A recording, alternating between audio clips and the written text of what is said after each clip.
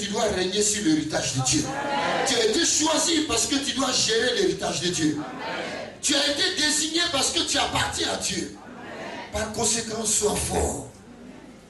Dans le paquet d'héritage, il y a ce qu'on appelle la force que tu dois acquérir ce matin.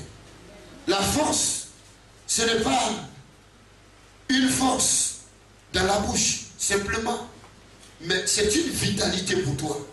C'est une victoire pour toi. Alléluia. Tu ne peux pas parler de force et de parler de maladie en même temps.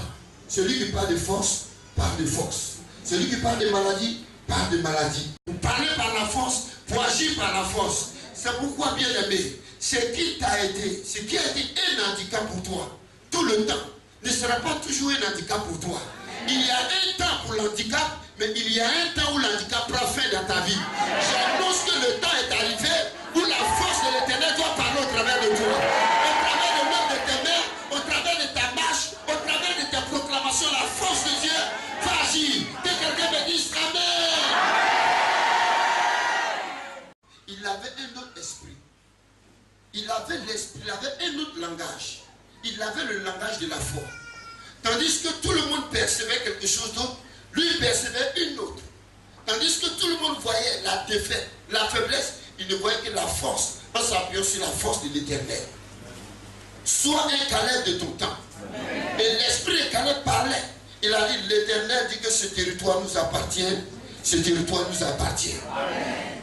Gloire à Jésus. Amen. Il faut donc jouir de la parole de Dieu.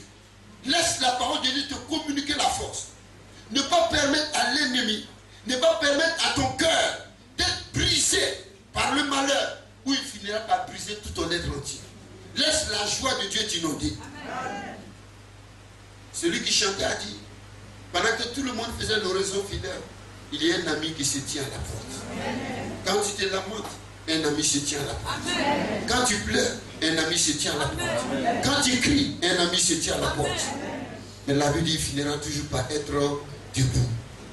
Alors, ce que tu proclames, ce que tu dis, détermine ce que tu deviendras. Le pouvoir de la vie et de la mort sont sur ta langue. Et Christ l'a communiqué. Et deuxièmement, la Bible dit, quand l'huile a été versée sur ta tête, son père était en peine de lui. Il y a un temps où nous marchons dans le déshonneur. Il y a un temps où personne ne te connaît. Un temps d'ignorance. Un temps où le tombeau semble t'engloutir. Mais un temps viendra où l'onction de Dieu sur ta vie appellera l'honneur. Quand l'honneur te visitera, des gens sortiront pour t'accueillir à ton arrivée. Des gens parleront de toi. Des gens sortiront pour te saluer. Des gens viendront prendre conseil auprès de toi. Pas parce que tu es sage à ta manière, à la manière des hommes, mais c'est parce que le temps de l'honneur est arrivé. Ceux qui honorent Dieu sont à leur tour honorés par Dieu. Ils vivent, ils sont éligibles à l'honneur de Dieu. C'est pourquoi, bien aimé, tous ceux qui s'honorent et qui déshonorent Dieu, en s'égarant, en laissant la loi de Dieu, en laissant la volonté de Dieu de côté, ils s'avancent dans la honte et dans l'opprobre. Mais ceux qui honorent Dieu finiront toujours par être honorés par Dieu. Amen. Ceux qui ont la foi pour honorer Dieu seront toujours honorés. Alléluia. Amen. Et pour terminer, il y a la louange. La louange, c'est ce qui était avec le peuple de Dieu sur la route de Canaan. La Bible dit, l'une des caractéristiques qui les accompagnait tout le temps de leur chemin, c'était la louange. La louange de l'Éternel. C'était le secret de leur exploit. Aucun peuple ne tenait devant eux. Partout où ils allaient, les gens avaient peur de les affronter. Pourquoi? Parce que la louange de l'Éternel était avec eux. La nature même se prosternait devant eux. Je suis en train de te dire qu'il y a des choses qui t'ont dominé. Mais si Christ est ressuscité avec toi, c'est le temps de ton règne, c'est le temps de ta domination. Ne laisse aucune circonstance te dominer. Le diable fait peur. Le diable effraie.